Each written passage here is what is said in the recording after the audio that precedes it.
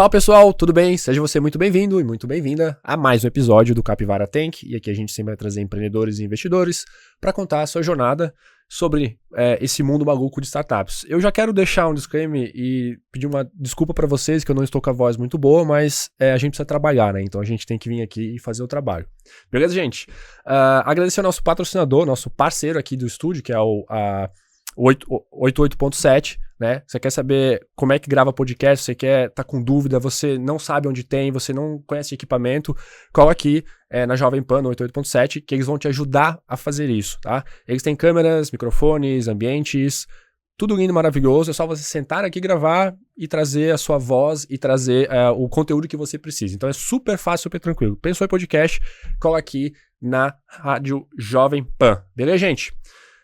Vou fazer a bio aqui do meu convidado, ele já participou de uma vez aqui pra gente, mas acho que mudou bastante coisa, vai ter bastante novidade pra gente falar aqui, beleza? Vamos lá. A gente tá aqui hoje com o Manuel Vitor Tomás, ele é marido da Dani e hoje pai da Clarinha. Na época não era pai ainda, hoje é pai da Clarinha, olha que legal. É graduado em administração e tem MBA em gestão empresarial pela FGV. Com mais de 12 anos de experiência no setor, é fundador e CEO da Marvi, a única solução de terceirização financeira all-in-one. Ela tem finanças, contabilidade e sistema de gestão e conta com mais de 70 pessoas e mais de 20 unidades franqueadas. Reconhecido como referência em gestão financeira, Manuel já ajudou centenas de empresários a profissionalizarem a gestão e as finanças dos seus negócios. Manuel, bem-vindo novamente ao Capivara, meu amigo. É um prazer estar aqui, bora bater esse papo e dar um update nas coisas aí. 2 anos, muita água passou por debaixo da ponte. Eu imagino. Cara, eu queria já começar perguntando, recentemente você virou pai, recentemente 1 ano e... 3 meses. 1 ano e 3 meses. Eu também virei pai de novo, tenho uma menina de 8 meses. E o que mudou, cara, isso? Como é que tu enxerga isso pro mundo dos negócios, assim, né? O que era o Manuel antes e o Manuel agora com a vinda da Clarinha? Cara, eu acho que principalmente a intensidade que a gente faz as coisas, porque obviamente existe uma questão de agenda que a gente precisa priorizar, né? Quando a gente tem lá o trabalho e não tem filho, às vezes a gente pode ficar até mais tarde, às vezes não pode, às vezes a gente deixa de fazer alguma coisa durante aquele horário que seria o horário comercial e leva trabalho para casa, leva trabalho para o final de semana, e essa agenda agora de pai, e obviamente da família, ela faz com que eu precise ser ainda mais eficiente no meu horário de trabalho, para que justamente eu possa estar presente, não só de corpo presente com a família, mas estar realmente presente de corpo e alma. Então, essa questão de ser muito intenso quando é para trabalhar, para quando efetivamente a gente precisa do tempo e descanso em família, a gente conseguir dar essa atenção. E obviamente reforça também que não existe plano B, né? Tem que fazer o plano A dar certo e é isso, né? Então, eliminar cada vez mais as distrações, falar mais não, né? Para a gente poder focar nas coisas. Então, e eu tô falando obviamente muito voltado ao trabalho, mas quem não tem filho, eu recomendo que tenha. Não, eu recomendo. Quantos anos você tem hoje? 20? Tô com 32. 32, você quer... Porra, 20? Ficar nos 20 e pouco ainda. Porra, não ótimo. 20, né? Mas 32 já? 32. Tu teve a Clarinha, então, com 31, depois 30, né? Uhum. Tá, massa. E aqui fala de 12 anos, mas tu empreende há 12 anos ou antes disso? Esse ano vai fazer... Agora, 2025 faz 10 anos que eu empreendo, né? Então, aí é que tá aquele grande lance, né? Empreender não é ter CNPJ, né? Então, eu me considero empreendedor há mais tempo porque no meu primeiro trabalho formal, eu considero que eu fui empreendedor desde muito cedo, assim, porque eu tive essa oportunidade, né? O dono da empresa era muito próximo, era uma empresa pequena, familiar, e, cara, era chuva de abacaxi, né? Então, acho que o grande lance de empreender é isso, é tu se preocupar verdadeiramente com o negócio, com o que está acontecendo e resolver problema. Então, eu me considero empreendedor há mais tempo, antes mesmo de eu ter o meu CNPJ. Mas ano que vem, 25, faz 10 anos que efetivamente eu abri minha primeira empresa. Que daí, de fato, tu não foi CLT, né? De fato, isso, foi pro mercado como... Exato. Tá. E aqui também a gente falou sobre você ajudar os empresários, né, nessa parte de gestão financeira, né? Cara, conta um pouquinho pra mim como é que é ajudar o empresário nessa parte de gestão financeira. O que é essa ajudar, assim? Então, eu sou formado em administração e meu primeiro emprego formal foi na área financeira. Então, eu acabei adquirindo essa experiência sobre aquelas rotinas, contas a pagar, a receber, conciliação e tudo mais. Mas só um parênteses, tu se formou na área financeira por conta da oportunidade que tu tinha no trabalho ou o contrário? Não, na verdade o que aconteceu foi que eu ingressei na faculdade de administração e por conta de eu ter ingressado na faculdade de administração, eu procurei um emprego na área e aí acabei conseguindo ali uma vaga de auxiliar administrativo, mas do lado da dona da empresa que fazia as finanças, então meio que na área financeira já, né? É legal também que eu aprendi várias coisas, porque a empresa pequena é isso, né? Claro, então faz isso tá junto bacana, ali, né? Massa. Então aprendi folha, DP, fiscal e várias coisas, mas principalmente o financeiro. Então, essa experiência que eu tive com finanças, mais a minha formação acadêmica, me possibilitou ter uma bagagem que quando eu decidi empreender com finanças, então eu tive 2 outros negócios antes de ter a M Victor, que era antes da Marvi, depois antes do rebranding, né? Esses 2 negócios que eu tive, eu não trabalhei diretamente com finanças, eu era sócio de outras pessoas que tinham operações, mas quando eu decidi trabalhar com finanças, que foi quando eu comecei com consultoria financeira, muito por conta de alguns colegas que tinham empresas e que tinham esse desafio de organizar as finanças, não conseguiam ver o resultado e tudo mais. Então a consultoria é aquela questão de eu te digo o que fazer, né? Então eu te encontro, falo, cara, eu preciso organizar isso aqui, vou montar um plano de contas, vou montar aqui um fluxo de caixa e tudo mais. Isso foi o começo ali do que é hoje a Marvi, consultoria. Mas chegou um momento que a gente que eu comecei, na verdade, a botar a mão na massa, que é, cara, deixa que eu faço aqui pra ti, porque logo eu percebi que não é por falta de informação e falta de conhecimento, muitas vezes, é falta de tempo, de aptidão, né, de interesse e também de priorização, né? O empresário não fazia. Não fazia, assim, a grande maioria não fazia e de certa forma, hoje eu vejo que faz sentido não fazer. Porque eu sempre digo que as finanças, elas são o resultado daquilo que tu tá fazendo no que é core business. Então, toda empresa, para ela dar dinheiro, tu precisa comprar e vender. É a lógica, né? Seja produto ou mão de obra quando é serviço, mas a lógica é essa. E isso é core. Então, você precisa se preocupar com a aquisição de clientes, retenção de cliente e operação, porque a equação entre aquisição e operação é o resultado. Então, o financeiro, ele te mostra se aquilo que tu tá fazendo no teu negócio tá dando certo ou errado. Então, quando a gente olha para as habilidades do empreendedor, especialmente o pequeno empresário, que começou o negócio dele porque ele tinha uma habilidade, porque ele tinha um conhecimento de um produto, de um mercado, é naquilo que ele é bom. A partir do momento que eu pego esse cara e falo, cara, agora tu vai sentar aqui, preencher sistema, lançar pagamento, eu tô tirando um tempo preciosíssimo do dono do negócio para se dedicar para mexer ponteiro. Então, com essa clareza de não somente dizer para o empresário o que ele precisa fazer, mas também se tornar uma extensão da empresa dele, foi quando a gente pivotou o modelo de negócio, saiu de consultoria, foi para terceirização e cá estamos, né? Tá, massa. Quando tu fala isso, e a gente pensa no pequeno empresário, que é o teu cliente hoje, né? O PME, né? Sim, aham. Na verdade, micro e pequenas empresas é o foco, também? Né? Porque a microempresa, quando você abre uma ME, né? Então você deixou de ser MEI lá e abriu uma microempresa, então você tem as primeiras faixas de faturamento, até 180 mil por ano, então esse cara já é nosso perfil de cliente. E aí a gente tem a pequena empresa, porque PME, na verdade, a gente está falando de médias empresas, né? E por faixa de faturamento ou quantidade de colaboradores, as médias empresas hoje não são o nosso perfil de cliente ideal. Nós temos uma ou outra empresa, mas é um pouco fora da curva, assim, aqueles outliers, né? Os menores e os maiores, então a gente meio que descarta, né? Quando a gente analisa perfil de cliente ideal. Então o nosso foco realmente é micro e pequena empresa. Hoje, com essa tração que tu teve, né? Essa validação da consultoria, pô, quero escalar, possivelmente pessoa, pô, quero escalar, quero entregar isso, então vou para vou ter que sair da consultoria, na verdade, né? Esse foi o pensamento que possivelmente tu teve. Quando tu começou a fazer essa transição, tu teve muita perca de cliente, mas tu teve muita dificuldade, ou tu não teve dificuldade, de assim, cara, será que é isso mesmo que eu preciso fazer? Eu tô tracionando, porque, o que eu imagino? Tu saiu de um modelo que você faz a consultoria, você parou, em teoria, de fazer aquilo, e foi pro modelo que agora eu tô fazendo uma escala diferente. Então tu deixa de entregar aquilo, só que o teu cliente ainda tá ali, ele ainda é seu cliente. Então talvez tu negociou com ele, né, alguma coisa no sentido, e foi assim, cara, agora a gente vai começar a fazer assado, né?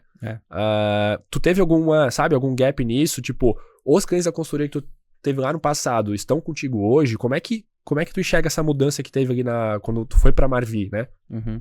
Não, realmente o modelo de negócio mudou totalmente, e o perfil do cliente mudou e os clientes também mudaram, tá?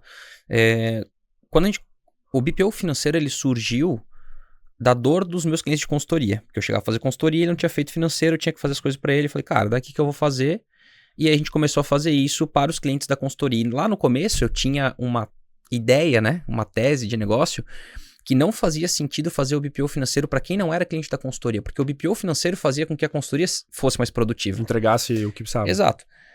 Só que aí a gente começou a perceber que, e aí isso acho que é importante ressaltar, 2020 ali a gente teve pandemia e os negócios de modo geral se digitalizaram muito, né, de forma meio que obrigatória, e a gente passou a fazer anúncios patrocinados através da internet, né?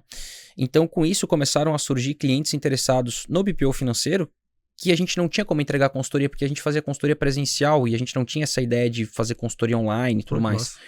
Então, a gente começou a perceber, opa, peraí, será que dá para fazer esse tal do BPO financeiro à distância, sem nunca ter visto o cliente? E aí a gente também fez um teste e a gente percebeu que sim, que era possível. E aí, naquela época, nós tínhamos um conselheiro, que é o Eduardo Salvo, um cara aí que trabalhou em grandes empresas, na Bung, foi CEO da Brandly, uma pessoa que eu respeito muito, e a gente teve uma reunião de conselho consultivo com ele, e ele trouxe a seguinte situação para a mesa. A consultoria, ela tem uma profundidade muito grande, obviamente, né? Tu vai muito ali na questão estratégica, junto com o empresário e tudo mais, só que ela é extremamente limitada no quesito escala. No BPO financeiro, obviamente, tu tens é um pouco mais raso o que tu entrega, porque tu não consegue ter tanta profundidade como é uma consultoria. Só que ele tem muito mais escala. Então, se a gente for pensar em impacto para o mercado, que o Manuel conseguiria fazer via consultoria para alguns poucos clientes, versus o que a gente conseguiria construir de negócio, com uma entrega um pouco mais low touch, mas com mais escala, o BPO teria muito mais impacto para o mercado, porque eu atingiria muito mais clientes e, por consequência, a empresa seria maior. Então, a gente levou isso em consideração e falou, cara, não, realmente não faz sentido seguir com a consultoria. E o que aconteceu? Em 2021, a gente tinha 80% de receita, no começo do ano, janeiro de 21, 80% da receita, que a gente sempre trabalhou com contrato, então, vamos dizer, receita recorrente, era consultoria e 20% era BPO, porque eu tinha BPO para alguns poucos clientes da consultoria. 2021, final de 21, era 100% BPO. Então, esses contratos de consultoria, a gente foi encerrando eles, porque teve uma outra mudança que precisou acontecer, que foi a seguinte: antes o Manuel trabalhava para o cliente, agora o Manuel trabalhava para a M Victor, a Marvi, para construir o negócio, para contratar gente, treinar, desenvolver e tudo mais. E acho que também conectando com o objetivo do podcast aqui, que eu acho que é importante, em 2021 a gente recebeu o primeiro aporte, que foi de R$300 mil na época, 200 mil cash e 100 mil em serviços, e esse aporte possibilitou a gente fazer esse shift de receita também, porque a gente teve que cancelar os contratos de consultoria, ou seja, abrir mão. Caixa. Exato, então a gente teve que fazer esse balanceamento de receita, então esse aporte conseguiu nos dar essa sustentação para fazer isso e trocar a roda do carro andando, né? Tá, entendi. Aí, beleza. Final de 21 tu tinha só BPO. Exato. É isso. Aqui fala que você tem o Allione ali, né? Você já tinha contabilidade nesse modelo? Não. Você botou depois? Depois, porque... Como é que chegou nessa ideia? Cara, eu preciso de contabilidade aqui dentro. Cara, é assim, empreendedor é meio louco, né? Acho que não dá pra falar o contrário, né? Não tem como. Sabe aquele negócio do... água tá gelada? De quem tá na água fala, não, tá quentinha, pode vir. Pode vir. Tá gelada pra cacete, entendeu? Então, assim, a contabilidade foi um negócio assim, ó. O que a gente começou a perceber? Começamos a atender cliente de tudo que é cidade do país inteiro. E aí, obviamente, que uma parte do trabalho do contador depende do cliente, né? Mandar os extratos, informação e etc e tal. Cara, a gente começou a pegar cliente que estava a 2.000 quilômetros de distância e o contador pegava as notas em malote ainda por motoboy. Falei, cara, como é que eu vou trabalhar com... Na época, final de 21, a gente tinha quase, sei lá, devia estar perto de 100 clientes, alguma coisa do tipo. Imagina lidar com 100 contadores espalhados pelo Brasil inteiro, cada um trabalhando de uma forma. Cara, isso aqui não tem como, é impossível. Então esse foi o primeiro ponto. E o segundo ponto foi que também muitos clientes estavam insatisfeitos com a contabilidade que tinham. Então tinha uma oportunidade ali também de agregar um serviço adicional. E aí, com essa ideia de vamos centralizar as coisas para facilitar para o nosso cliente agregar mais uma linha de receita dentro do negócio e, obviamente, aumentar também o lock-in do cliente dentro da operação, porque uma vez ele precisando cancelar, ele tem que sair de 2 serviços, que é o BPO e a contabilidade. Obviamente, ninguém quer manter cliente insatisfeito por conta de contrato. Isso é a maior besteira que existe. Tem que manter o cliente porque ele está satisfeito. Mas, querendo ou não, é uma barreira adicional. É mais uma fricção para o cliente cancelar o contrato. Então, por conta disso, a gente decidiu ir para a contabilidade. Isso foi em 2022. Então, a partir de 2022, a gente passou a ter a contabilidade também. E aí, a contabilidade, tu teve que internalizar algumas coisas da operação? Ou, tipo assim... porque minha pergunta é mais no sentido assim, eu sei que para você ter contabilidade, você precisa ser contador. Sim. Né? Eu não sei como é que é o nome do CRC. É o CRC. CRC lá. Você precisa ser Conselho contador. Regional de Contabilidade, porque é por estado, né? E aí, para você atender, você precisa ter esse cara aqui, esse código, e você precisa ser contador da sua contabilidade, precisa ter lá tantos por cento da empresa para conseguir exercer isso, sabe? Sim, como que funciona, né? A contabilidade, tu precisa ter o contador responsável, e no modelo de contabilidade, tu pode ter contador ou administrador como sócio da contabilidade. Eu acho que advogado também pode, não tenho certeza. Mas tem que ter ali o conselho de classe, né? Então, assim, o que a gente precisou fazer? A gente precisou de um contador responsável, porque eu não sou formado em contabilidade, eu sou administrador. Então, eu já era administrador, já tinha um CRA, e a gente foi atrás de um sócio para nossa contabilidade. Nós estamos no 3º sócio da contabilidade. Então, a gente teve uma contadora que... Ela é aqui de Blumenau, ela é sócia de uma contabilidade também, ela é minoritária, mas quando a gente conversou com ela, é uma pessoa que parecia ter muito conhecimento, muito domínio sobre o tema, tem, na verdade, né? Só que no começo a gente foi fazer o MVP da coisa e falou, cara, vamos começar aqui a atender alguns clientes e validar. Cara, mas do nada começou a ter 30 clientes na operação. E aí aquilo que era para ser um side job para ela, não funcionou. E aí... Ela tinha uma renda na outra empresa, porque ela já era sócia lá, sei lá, 15 anos, alguma coisa do tipo. E naquele momento ela entendeu, não faz sentido eu sair aqui no estágio que a Marvi estava ainda, sabe? Era uma empresa muito pequena, a gente obviamente não tinha... testando essa operação, né? Tava testando, não tinha condições de bancar a remuneração que ela já tinha lá também, porque ela tinha muitos anos de empresa, obviamente, e experiência para tal. E aí ela decidiu sair. E aí a gente foi para nossa segunda sócia, encontramos uma outra sócia contadora, que ficou com a gente quase 2 anos e que daí nos ajudou a escalar de fato, a implementar sistema, escalar e tudo mais, mas também tivemos que fazer uma troca de alguns desalinhamentos, enfim, e aí a gente acabou agora com o nosso 3º sócio como contador, que ele já estava trabalhando com a gente na operação, que é o Lindomar, e ele veio da área de tecnologia, o que para nós é super importante. Que massa, sério? Porque o que acontece, o Lindomar, ele, além de ser contador, ele trabalhou muitos anos na New Valley, que é a revendedora da Questor, que é um sistema de gestão contábil, um dos maiores do Brasil. E o Lindomar trabalhava na parte de implantação de software. Então, ele tinha muito domínio sobre o sistema. E como a gente a gente começou com o Domínio Sistemas, que é um outro software, o maior do mercado, da Thomson Reuters, depois a gente foi para a Questor, por conta de integrações, APIs e tudo mais. E nessa que a gente foi para o Questor, a gente conheceu o Lindomar porque ele prestava consultoria. Ele já tinha saído da New Valley, só que ele estava prestando consultoria para os clientes novos ali que precisavam. Tu precisava implantar na Marvi. Exato. Daí eu contratei ele como consultor. E aí ele começou a enraizar dentro da operação. Daí era consultor, de repente estava lá meio período por dia e tal, e algumas coisas foram acontecendo, até o momento que a gente fez o convite, ele aceitou e trouxemos ele de sócio. Então hoje ele é o contador responsável pela empresa. E é muito legal que ele tem essa bagagem de tecnologia, porque daí a gente entra na questão também do nosso software e integrações, né? Que daí facilita muito. Quando tu fala de trazer esse cara, eu vou só botar uma casa antes. Quando você saiu da parte de consultoria e foi para a parte BPO, você precisava de possivelmente um sistema. Vocês não tinham isso, você estava talvez usando um terceiro. Hoje eu lembro disso porque a gente falou isso no último podcast lá. E aí agora, tu já tem uma equipe de tecnologia desenvolvida e tal, mas a parte contábil também? Não, o software contábil não faz sentido a gente desenvolver. E não faz sentido? Não faz sentido. Porque é extremamente complexo e tem toda uma questão de regulação, né? Das leis que mudam, as obrigações acessórias. Então, uma empresa que desenvolve software contábil, como é a Questor, cara, eles têm um time de contador só para monitorar a legislação e ajuste de sistema. Ficar mudando. Não faz sentido nenhum. Então, é que o grande lance é o seguinte, o software contábil ele é retaguarda, ele não é o front do negócio. Então, ele faz o processamento do que vem de financeiro, de fiscal, para fazer as apurações, obrigações acessórias e por aí vai. Então, a grande questão é que o software contábil ele pode ter várias integrações e vários softwares que são conectados ali para realizar algumas automações que o próprio questor ainda não faz e que muitas vezes está desenvolvendo e tudo mais. Então, isso é comum, mas desenvolver um software contábil não faz sentido nenhum.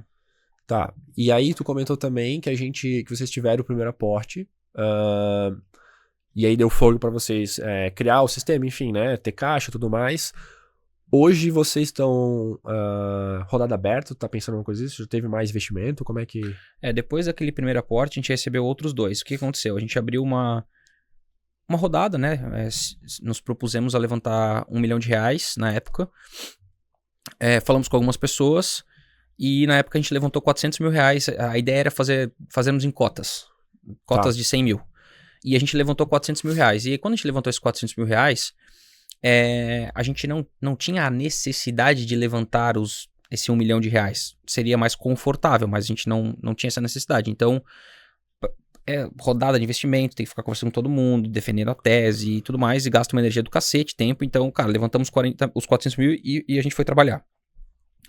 Só que aí passou uns 6 meses, alguma coisa do tipo, e o pessoal da consultora Stein ali, Velo, né, o Bruno, o Beto e o Anderson, eles retomaram uma conversa porque a gente tinha apresentado a tese da Marvi para eles retomaram uma conversa com a gente e no final a gente acabou fechando com eles e levantamos mais R$1 milhão. Então a gente levantou no total foi 1,7. Esse último aporte foi em 2022, que foi também o nosso catalisador para a questão do desenvolvimento de software, para produto especialmente. E depois disso a gente não fez mais captação. Daí agora a gente segue num segundo momento crescendo por conta própria, né? Sem necessidade de caixa externa. Como se fosse um bootstrap, assim. Não é porque já teve diluição, mas é. E como é que tá o número de crescimento, cara? Pode abrir isso? Posso, claro. A gente tá... Como que foi a nossa jornada ali? Tá 2022, que foi o ano que a gente teve o maior crescimento efetivamente, assim... dentro do período, no ano calendário, a gente saiu de 50 para 200 clientes. 2023 foi um caos. Total, assim. A gente trocou 6 por meia dúzia. Todos os clientes que entraram em 23 a gente perdeu proporcionalmente. Então, 23 a gente finalizou o ano com aproximadamente 200 clientes também. E esse ano agora, 24, a gente está fechando aí com uns 350 clientes. Então foi um ano também que a gente praticamente dobrou de novo. Por conta dos ajustes do modelo de negócio, né? Que a gente fez. A gente fez um grande ajuste no nosso modelo de negócio, que acho que a gente vai entrar, que foi a questão das franquias, né? Então, tecnologia mais a questão das franquias foi o que possibilitou a gente estancar o churn, né? Então, cara, por que franquia? Como é que tu teve essa... Que é recente, né? Franquia. Tem 1 ano e meio. Né? 1 ano e meio. A Marvi tem também 4 anos aí? 4 anos, 4 anos. Cara, o que acontece, né? 2022 a gente saiu de, sei lá, umas 30 pessoas para 70, tá? No ano todo? No ano. 40 a mais. Exato. Então, assim, dobrou mais que dobrou mais o tamanho. 110%. Porque qual que é o lance, né? A nossa tese de negócio, ela não é uma tese SaaS. Ela é uma tese de serviço. Beleza. Tem um software que vocês criaram, mas tem um atendente. A tecnologia é meio. Beleza. Certo? Então, que daí a gente, serviço não escala. Contabilizei a mesma lógica. Sim. Contabilizei serviço, tem contador responsável, tem atendimento, tudo igual. A diferença é que eles são muito mais low touch e o cliente faz uma boa parte das coisas e eles conseguem escalar isso muito mais. E, obviamente, o ticket é proporcional à entrega e, enfim. Mas é a mesma lógica. O pessoal está falando hoje, né? Service as a software, né? Software entrega em formato de serviço entrega em formato de software. Então, a nossa tese é uma tese parecida, só que a gente é mais high touch, certo? Por ser high touch, a gente tem mais pessoas envolvidas. Por ter mais pessoas envolvidas, a gente é menos escalável. Só que o grande lance é, a gente faz essa parte operacional e essas pessoas que a gente precisa contratar, elas têm um conhecimento, uma experiência e tudo mais, e um custo. Para fechar essa conta, a gente tem que ter uma equação aí de ticket, estrutura operacional e resultado. E no modelo que a gente tinha antes, a gente tinha pessoas mais júnior, enfim, analistas ali, que a gente tinha esse desafio de contratar, treinar e reter, e que numa velocidade insana, numa cidade pequena, é difícil de fazer. Por mais que eu considero que a gente é muito bom ainda nisso. Gestão de pessoas, cultura, eu acho que a gente é muito acima da média. Mas foi muito desafiador. Então, Eu vou te perguntar isso depois, porque, cara, de 30 pra 40, pra 70. pra 70 num ano. No ano, assim, é engraçado, né? Porque um dos principais diferenciais competitivos, talvez o único que não é copiável, é a cultura da empresa, né? A gente pode ter aqui tecnologia proprietária como um diferencial competitivo até que alguém copie. Mas a cultura não tem como copiar, porque não tem como copiar os indivíduos. E quando a gente tem um crescimento acelerado de 30 para 70 no ano, o desafio é cultura. Por quê? Porque a cultura é um conjunto de crenças, valores, atitudes, princípios das pessoas que estão ali. E quando eu tenho poucas pessoas com a cultura, respirando essa cultura, porque vamos lá, uma empresa com 1 ano e meio, 2 anos, tinha nós fundadores, alguns líderes que estavam se desenvolvendo, afinal de contas a empresa era muito jovem ainda. Então, o alicerce, que é a cultura, ele foi pro buraco. A gente não conseguiu manter essa cultura. Então, sou sincero a te dizer que eu não tinha tesão de ir pra empresa. Porque chegava lá e eu vi um monte de gente e falava, cara, esse pessoal aqui não tá alinhado com o que eu acredito. Entendeu? E o que eu acredito? Cara, eu acredito que o empreendedorismo transforma a vida, que trabalhar dá trabalho, que nada é fácil. E a gente viu o negócio, sabe o negócio de empresa morna, assim? Sim, só todo mundo assim, quantidade, então, isso aqui não tem como dar certo, entendeu? Aí, essa foi um dos principais gatilhos pra gente ir pra franquia. Porque o que é o franqueado? O franqueado é o dono de negócio, cara. É o cara que tá botando capital, é o cara que tá botando a vida dele ali. É o empreendedor. Então, esse cara, ele tem muito mais alinhamento de princípios, valores, visão de mundo do que uma equipe operacional enorme, esse entendeu? cara não estando dentro da Marvi. Né? Dentro no sentido fisicamente ali, mas ele Total. Porque é franqueado. Total, né? Exato. Então, assim, obviamente tem todo um processo de fit cultural e tudo mais, mas esse cara, ele vem pra morder a mesa junto, entendeu? Sim, baita sacada. Esse cara não vai embora. Entende? Então, assim, ó, eu tinha lá... Porque pensa assim, ó, eu tenho... Como que funciona o nosso modelo, né? One to many, ou seja, eu tenho um operador que atende uma carteira de clientes. E aí chegava lá o João, tava atendendo 10 clientes, amanhã o João falava assim, amanhã eu não venho, tá? Arrumei um emprego. Que é isso? Segue isso quando avisava. Quando a gente não tinha que descobrir, ficar ligando, né? Mas daí no outro dia tinha 10 clientes... Sem ninguém pra atender. Aí a gente pega, distribui, faz, não sei o quê... Obviamente gera fricção e dá merda. Churn, teste ruim, entendeu? N coisa. Uhum. N coisas. Então, o que a gente fez? A gente falou, cara, beleza, eu preciso agora ter um cara que não vai embora. Que pensa muito parecido e que ele não vai me ligar e falar, não gostei da brincadeira. Não existe não gostei da brincadeira, entendeu? Sim. E aí a gente foi pro modelo de franquia. Então, o que acontece quando a gente vai pro modelo de franquia? A gente reestrutura todo o modelo operacional, depois eu posso te contar um pouquinho como é hoje, mas principalmente... eu tenho um fluxo onde o cliente entra, onboarda e vai pro franqueado e ali ele fica. Ele não tem mais... Ele começa a construir relacionamento, o franqueado é um cara formado, com experiência comprovada, botou dinheiro no negócio e tem alinhamento cultural. Qual que é a chance desse cara dar certo? É muito grande. Mas entende? Esse cara, o franqueado, além de botar dinheiro, ele tá vendo uma questão financeira maior pra ele também, né? Não, sem dúvida. Porque como é empreendedor, ele vai ganhar mais. Exato. Porque o nosso perfil de franqueado... O mais comum é o cara que faz transição de carreira. Então pensa assim, ó. O cara tá trabalhando já 10, 12, 15 anos numa empresa. Chegou numa posição, às vezes, de gerente, coordenador, controller. A gente tem comprador, ex-comprador da Azul, linhas aéreas, é um franqueado nosso. Esse cara, ele olha e fala assim, porra, tô aqui 15 anos, ganho um bom salário, mas não quero seguir na carreira executiva. Porque assim, pra tu ganhar 10, 15, 20 mil reais, talvez tu não precise ter uma carreira executiva de alto padrão, vamos dizer assim. Mas para ir pro próximo nível, para tu ganhar 30, 50, 80, 100 mil reais, cara, o buraco é mais embaixo e tu tem que abrir mão de muita coisa. E aí, esse cara que é franqueado, ele fala assim, olha só, eu tenho uma franquia que eu sei fazer isso aqui, que eu posso trabalhar de home office, tá perto da minha família, eu acredito na tese de negócio, tenho uma perspectiva de estar ganhando uns 15 mil reais em até 12 meses, que é a perspectiva que a gente tem, e com a possibilidade de isso virar 100 mil em 2, 3 anos de faturamento para minha franquia. Parece ser um bom negócio. Aí esse cara faz uma transição de carreira e vem ser um franqueado da Marvi. Então tu pega um cara que tem esse gabarito e bota para atender um cliente que é uma pequena empresa que o cara vai fazer o trabalho com o pé nas costas, entendeu? Tanto pela questão operacional quanto pela questão de experiência. E ele vai conversar num nível muito alto com esse meu cliente também. Porque a gente faz BPO financeiro, mas, cara, A gente não vende consultoria, mas no fim, cara, a gente é muito perto de uma consultoria. Aquela consultoria que eu fazia lá no começo, quando eu fazia o BPO e conversava com o cliente, é muito parecido do que a gente entrega hoje, por conta do nível de serviço. E aí, beleza, o que isso reflete? Retenção. Então, o nosso churn, no mês passado, para serviço, foi 0,68. 0,68. Muito abaixo. Entendeu? E a gente já teve churn de 11% da base. Então, o custo, né? Tu sabe, custo de aquisição, marketing, mídia e tudo mais, e tu ficar trocando. Então, tem vários problemas disso. Um dos problemas é desencontro de fluxo de caixa, porque a base que tu adquire tem um tempo de payback. Tu tem um CAC payback. Então, tu tem um desencontro de fluxo de caixa. Se eu botei esse cara para dentro, o cara nem se pagou direito e já tá saindo, eu vou queimar a caixa. Além disso, obviamente, tu tens um desgaste muito grande de toda a empresa. As pessoas deixam de acreditar na tese. Porque uma coisa é dar pau um mês, outra coisa é dar pau um ano inteiro. O teu vendedor não acredita mais no que tá vendendo. Entendeu? Então, quando a gente muda esse cenário para franquia e agora a gente tem um churn de 0,68 no mês e volta a crescer 12, 15% ao mês, aí a gente volta para um cenário de crescimento acelerado de novo, que sempre foi a ideia, né?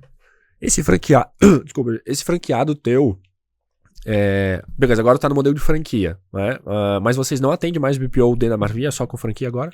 A gente tem uma exceção, que é... Ticket da empresa? Não, que são influenciadores. A gente tem uma tese de crescimento de influenciadores, que é utilizar influenciadores como canal de aquisição. Tá. E esses influenciadores, uma parte deles é permuta. E aí não faz sentido meu franqueado atender, porque ele não ganha nada com isso. Então o influenciador, ele divulga a marca, né, o institucional da coisa. E aí, então, a gente tem hoje 3 pessoas internas que cuidam só dos influenciadores. Tá, então vai para mim mais a fundo dessa operação que é no franqueado, porque eu fico me perguntando algumas coisas assim, ó. Comprei a franquia da Marvi, comecei a me operacionalizar, posso fazer sozinho, posso contratar gente, né? Isso independe, mas eu vou ter um número, uma quantidade de clientes que eu vou conseguir atender na minha franquia. Aí eu vou precisar mais de pessoas, então, sabe? Como é que a Marvi gerencia isso? Né, no sentido assim, cara, manda mais pro Thiago A que ele tá dando conta, ou não, tira do Thiago A porque, sei lá, tá dando churn, o NPS tá ruim, né? Como é que vocês fazem essa operação dentro da Marvi? Legal, como que funciona? A gente tem uma garantia contratual que todo franqueado que compra, a gente garante uma quantidade de clientes, tá? E aí, então, o primeiro ponto é que a gente tem que cumprir com essa garantia. Esse franqueado, ele só não vai receber novos clientes se ele tiver com um nível de serviço insatisfatório. E aí, aqui já tem uma grande sacada também do modelo. Porque como a aquisição de clientes é feita pela matriz, se o meu franqueado não entregar, ele não cresce. Porque o desafio da escala de empresa e serviço é pessoas, tu acabou de falar. Então, daí tu pode perguntar, pô, mano, mas tu não vai ter o mesmo problema se o teu franqueado começar a crescer e ter um monte de gente dar pau lá? Não, porque eu não vou deixar dar pau. Sim, tu vai trocar, vai mandar pra outro. Exato, então o cara vai estancar. Pô, o cara contratou, já aconteceu. Uma franquia contratou um funcionário, funcionário mais ou menos deu problema, perdeu um outro cliente, daí obviamente a franquia já vai lá, desliga, né? Mas isso não vira um caos generalizado, entendeu? Então, isolado, que daí daí a gente chega pro franqueado e fala, olha, enquanto eu não corrigir isso aqui, não tem como te mandar cliente. E tá muito claro isso, inclusive tá em contrato. Inclusive está em contrato que eu posso trocar o cliente se ele der NPS 3 meses seguidos abaixo de neutro, né? Então, se ele for detrator, 3 meses seguidos, eu posso contratualmente trocar o cliente de franquia. A gente nem chega a exercer isso porque não chega a esse ponto do cara Porque geralmente o cara que dá 3 NPS seguido detrator, ele dá churn antes, né? Mas enfim. Mas o grande lance a gente tem essa possibilidade. E aí sobre a questão do crescimento da franquia, como que funciona? Então se o cara tá com a operação em dia, a gente vai distribuindo os clientes. Então basicamente tem uma fila, tu recebe um cliente, vai pro final da fila e tu fica distribuindo. Então eu tenho as franquias que estão aptas a receber clientes. E em paralelo eu tenho a demanda de novos clientes que a gente está gerando. Então a gente vira quase que um marketplace, porque eu tenho que gerar demanda e eu tenho que operacionalizar a demanda. Então a gente está o tempo todo monitorando as duas coisas. Minha capacidade instalada, que é número de pessoas que já ramparam, que estão nas franquias, porque tem período de treinamento e tudo mais. Número de pessoas que já ramparam, quantos clientes essas pessoas conseguem atender, versus quantos clientes ela já tem e quanto que eu estou gerando. Então a gente fica o tempo todo captando e distribuindo na base. Se a pessoa chegar num teto operacional, que a gente tem definido lá qual que é o limite, ela para de receber cliente, ela fica fora da fila. Então, se tu comprar, por exemplo, a franquia e tu não contratar ninguém, tu vai receber uma quantidade de clientes e quando chegar naquele teto operacional, você fica fora da fila. Então, o crescimento da franquia depende também do interesse do franqueado. Se o franqueado não quiser crescer, Ou seja, se ele quiser chegar numa determinada quantidade de clientes e por ali ficar, tá tudo bem. Mas é aquela velha história. Tu tem que conseguir manter os teus clientes e a gente também orienta sempre a ter pelo menos 2 pessoas nas franquias. Mas como é que... Pra ter backup, né? Mas a minha pergunta é como é que tu... Como é que a Marvi controla isso? Porque é o seguinte, se eu comprei a franquia e eu tô trabalhando solo, eu consigo atender um número de clientes. Mas eu posso, talvez, melhorar o tempo, sabe? Eu posso dar uma rampada, alguma coisa do sentido assim. Não, cara, pode trazer, pode me dar mais 2 aí que eu tô... Óbvio que eu vou chegar no limite, eu não vou conseguir atender 1000, né? Não tem como, eu vou precisar de pessoas, sabe? E aí a gente... Como é que a Marvi controla isso, sabe? Legal. Tipo assim, cara, eu preciso... Cara, bota mais um cara que eu te mando mais. Entende? Como que funciona? A gente tem... acho que aí entra a grande graça de a gente ter o nosso software, né? Porque lá atrás, quando a gente usava software de mercado para fazer o BPO financeiro, o software, vamos falar do software financeiro, tá? Eu tinha um problema que era, eu tinha vários softwares diferentes e tudo mais, depois a gente até centralizou no Conta Azul, né? Não tem problema nenhum em falar isso, que foi o software que a gente decidiu ser o oficial, digamos, quando a gente não tinha o nosso sistema, e ali a gente cresceu até o ponto que a gente desenvolveu o nosso próprio software financeiro. Só que nesse meio tempo também a gente desenvolveu um outro software, que era o gestão de tarefas. Então, lá em 2021, quando a gente começou a fazer BPO financeiro, eu fui ao mercado e procurei software de gestão de tarefa BPO financeiro. Não existia. Hoje já existe um player grande e tudo mais, mas na época não existia. E aí, de novo, a loucura do empreendedor, eu falei, vou desenvolver software. Contratei um dev, botei ele do meu lado e falei, cara, precisa ser assim, ó, tem que gerar a tarefa, tem que controlar a tarefa, não sei o quê. E esse software virou o nosso software de gestão da operação, aonde eu controlo todas as demandas e também o apontamento de horas. Beleza, trazendo agora para o momento atual, a gente tem o software de gestão financeira, que é o que o cliente vê, que é onde tem contas a pagar, fluxo de caixa, etc. Mas na retaguarda, eu tenho 2 camadas, digamos assim, uma delas é a da franquia e uma delas é a da Marvi Administração. Da franquia, o franqueado tem isso que eu acabei de falar, tarefas, apontamento de hora, não sei o quê. E na administração, eu consigo fazer todo o traqueamento de quantos clientes o franqueado está atendendo, quantas pessoas ele tem, quantas horas ele apontou, qual que é a capacidade ociosa dele. Então eu consigo monitorar pelo apontamento de horas se cabe mais cliente ou não. Então eu tenho todos esses dados na minha mão e além disso, essa camada de software da administração da Marvi, ela também monitora todos os softwares financeiros. Então vamos lá, o Thiago tem 10 clientes e esses 10 clientes têm 10 licenças do software financeiro. O Thiago tem as tarefas, agendar o pagamento, conciliar o banco. Se o Thiago não faz a tarefa, a administração aqui vê. Porque eu estou plugado em todos os sistemas, eu consigo ver, o Thiago, o cliente João, que é da franquia do Thiago, tinha um pagamento para hoje, o Thiago não agendou o pagamento, já deu a hora, pum, red flag lá na administração. E aí a gente, suporte, entra em contato, Thiago, o que aconteceu aqui? O pagamento não está agendado. Fala com o franqueado. Exato, então assim, a gente não trabalha de forma reativa, a gente trabalha de forma preditiva. Vai dar merda. Porque tu não fez o negócio que tinha que fazer, é o SLA do cliente, é o contrato que tem com ele. Então dessa forma eu consigo monitorar tanto qualidade quanto capacidade instalada. Então, a gente tem uma métrica de... A gente não olha por cliente por franquia, a gente olha por receita por franquia. Porque a nossa precificação não é de prateleira, a gente precifica caso a caso. Cada empresa tem uma realidade diferente. Então, a gente tem lá qual que é a meta de receita por operador da franquia.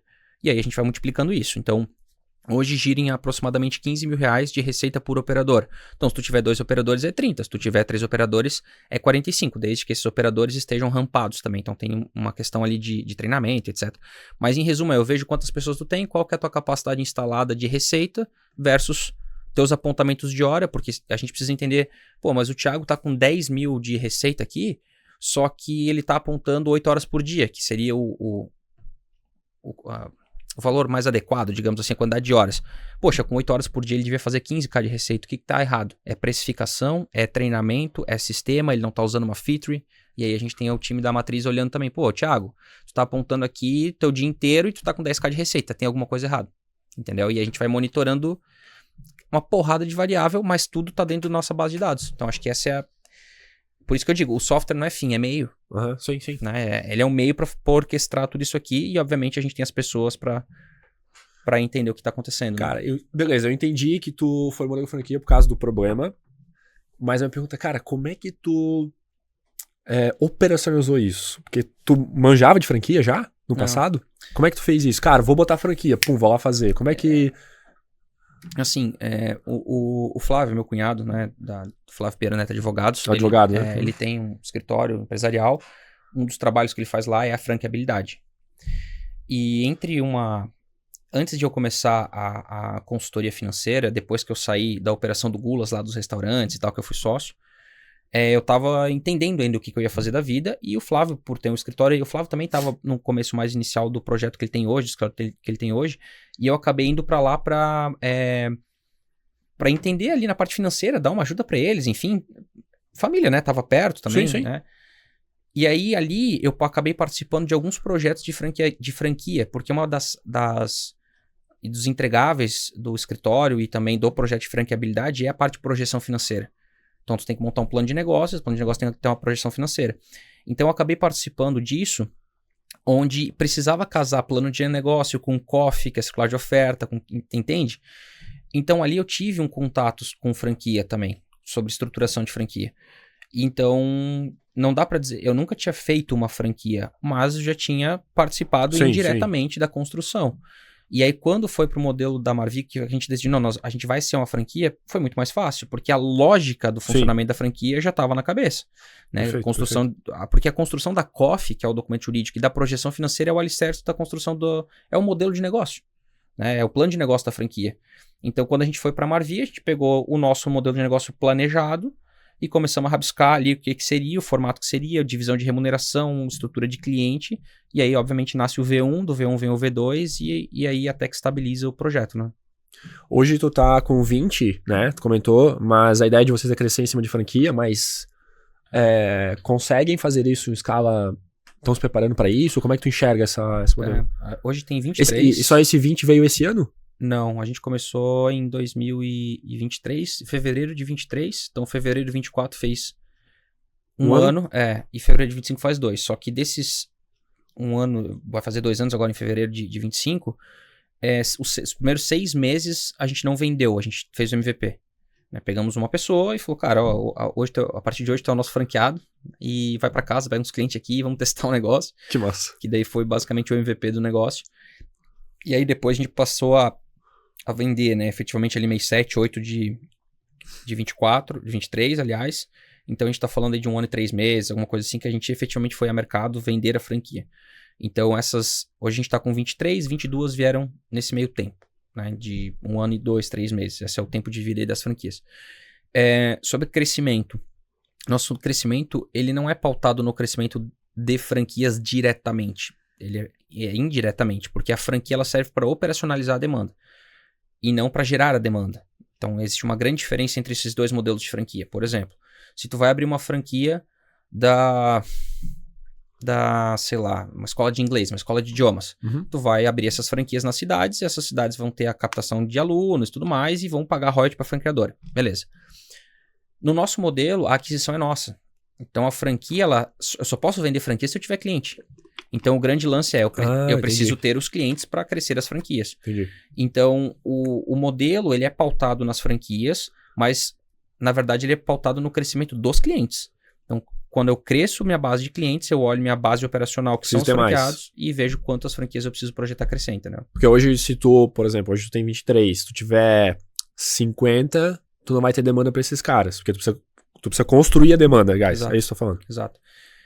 Agora a gente está chegando num momento que começa a destravar uma nova fase de growth do negócio, que hoje a gente está num momento que a empresa está no break-even e a gente não precisa mais de taxa de franquia para pagar a conta da matriz. Porque o que aconteceu, né? Quando a gente foi para o modelo de franquia, a gente splitou a receita, porque era 100% nossa e agora passa a ser uma parte nossa. Só que a minha estrutura interna, a parte dos analistas que a gente acabou não tendo mais internamente, que viraram os franqueados, ela era uma fração da minha folha de pagamento. Porque todos os analistas foram para franquia, não? Só 2 que... Não quiseram. Ficaram com os influenciadores. Ah, tá. Que estão internos porque...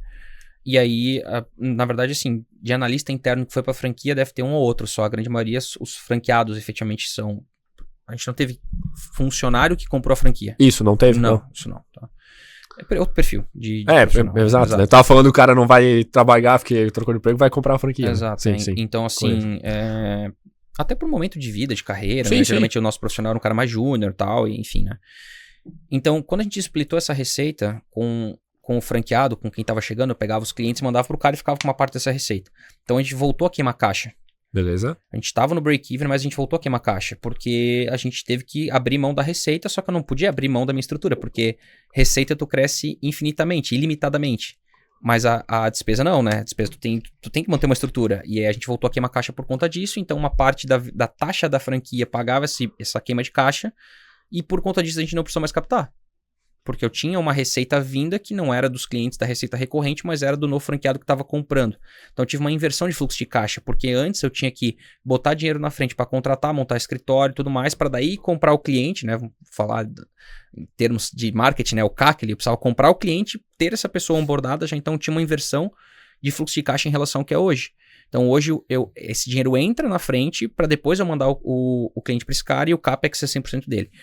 Então quando a gente fez isso, a gente voltou a queimar caixa porque a gente abriu mão da receita, só que agora a gente está no momento que a matriz, a franqueadora, já se paga só com o que é royalty. E aí agora a gente está entrando para uma segunda fase que é a cada franquia que eu vendo, eu pego essa taxa de franquia e majoritariamente eu reinvisto em aquisição. Então eu tenho o meu financiamento da aquisição por conta da taxa de franquia, porque eu garanto o cliente pro franqueado. Então tudo indica que ano que vem, 25, vai ser um ano de um crescimento muito acentuado. Porque agora a gente parou a gente estancou essa questão de necessitar dessa verba que vem da franquia para pagar a operação. E a gente agora passa... na aquisição. Exato. Entende? Agora a gente passa a investir uma boa parte dessa verba em mídia, em outros canais de marketing para gerar os clientes. Né? Você precisa fazer mídia para vender franquia também? Como é que é isso? Como é que é o mercado disso? Cara, tem praticamente uma demanda reprimida. Porque como nossa mídia paga de BPO financeiro para o cliente final, ela alcança bastante gente, né? A gente tem aí... Cara, a gente deve... Só de Meta e Instagram, a gente deve imprimir aí para 1 milhão de pessoas por mês. Mês, é. Então, isso acaba atraindo interessados na franquia de forma indireta. Eu rodo campanha de franquia também, mas eu rodo campanha praticamente para o remarketing de quem acessou a página de franquia, que é um público quente que já foi lá ver o que quer. Então, o meu custo de aquisição de franquia é pífio. Né? Eu tenho uma demanda reprimida e aí a gente tem muito contato dentro do CRM, porque sabe como é que é, né? Tu capta lead, mas o lead às vezes não tá no timing, né? E aí o cara vem e acaba se tornando franqueado depois, assim. Então, teve gente que... Porque, como eu falei, né? O cara vai fazer uma transição de carreira. Muitas vezes ele se prepara, se organiza. Pô, gostei disso aqui, mas eu preciso... Porque o cara que é executivo, numa empresa que tá, né? Uma posição já um pouco mais alta, digamos assim, ele não pede a conta e deixa todo mundo na mão no outro dia. Ele vai fazer o quê? Ele vai planejar a saída dele e tudo mais. Então, eu tenho já um pipeline cheio dessas pessoas que eu já conversei, já apresentei o modelo, que eventualmente alguém levanta a mão e fala, pô, agora é a hora. Então, a venda de franquia, eu tenho praticamente uma demanda reprimida. Tá, isso é bom. Isso é bom, ótimo. Tu enxerga nesse crescimento, nesse growth que tu tá olhando, ou até, enfim, para o que você espera vir, alguma coisa de tecnologia que tu tá de olho, assim, cara, eu preciso disso pra tá ganhando a minha vida, pra mim conseguir chegar onde eu quero. Tu vê isso? Assim, o grande... Não tem como ser diferente, né? A grande hype do momento aí é a IA, né? A IA, assim... e aí é um outro grande ponto também aqui, que foi uma decisão arriscada, até meio maluca de, vou desenvolver um software financeiro. Mas se a gente não tivesse feito isso, a gente não tinha o alicerce para crescer, não tem como.